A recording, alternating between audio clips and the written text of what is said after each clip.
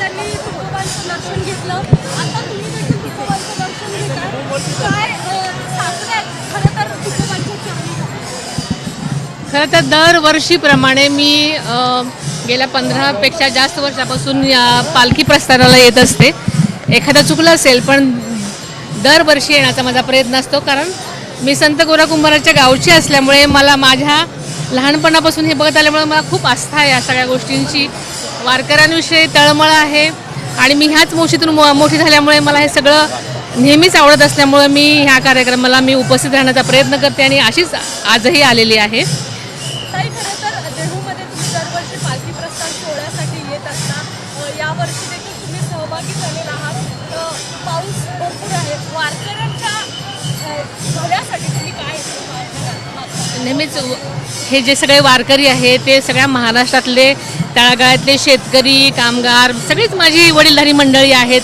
माझी सगळी जनता मायबाप आहे आणि त्यांच्या सुखासाठी मी नेहमीच पांडुरंगाकडे साकडं घालते.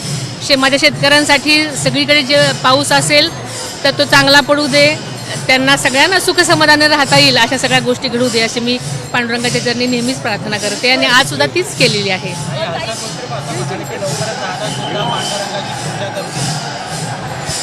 आता ते बोलले असतील.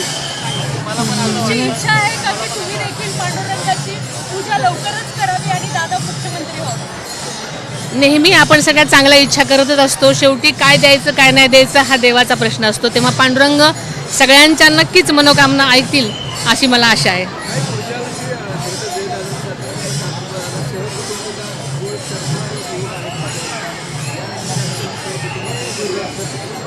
नक्कीच आम्हाला आवडेल. देवदर्शन सहकुटुंब होण्यासारखं भाग्य नाही, त्यामुळे नक्कीच आम्हाला अशा प्रसंगी देवाच्या स्थिती येणं आणि त्यांच्या आशीर्वाद घेणं आवडेल. थँक्यू. तुम्ही वारकरी म्हणून आता फुगड्या खेळण्यात तुळशी वृंदावन डोक्यावर घेतलं. खरं अर्थाने तुम्हाला ही पांडुरंगाची वारी जी आहे ती पूर्ण करायला आवडेल? पूर्ण करायला आवडेल, पण कसं आहे की घरचे सगळे जबाबदारी असतात आणि मी बारामतीमध्ये जेव्हा पालखी मुक्कामाला येते तेव्हा बारामतीपासून काटेवाडीपर्यंत मी पालखीबरोबर चालण्याचा नेहमीच प्रयत्न केलेला आहे. अजून मधून अनेक ठिकाणी मी तशी चाललेली आहे आणि जिथे जिथे मला वेळ मिळेल तिथे मी पालखीमध्ये जाऊन वारकऱ्यांचा जो काय अनुभव आहे तो घेण्याचा मी प्रयत्न करते. त्यानिमित्ताने खूप गोष्टी कळतात आपल्याला. थँक्यू. देश विदेशातील प्रत्येक घडामोडींचे लाईव्ह अपडेट मिळवण्यासाठी आता साम टीव्हीच्या सर्व सोशल मीडिया प्लॅटफॉर्मला लाईक, फॉलो आणि सबस्क्राईब करा. तसंच सर्व नोटिफिकेशनसाठी बेल आयकॉन प्रेस करायला विसरू नका.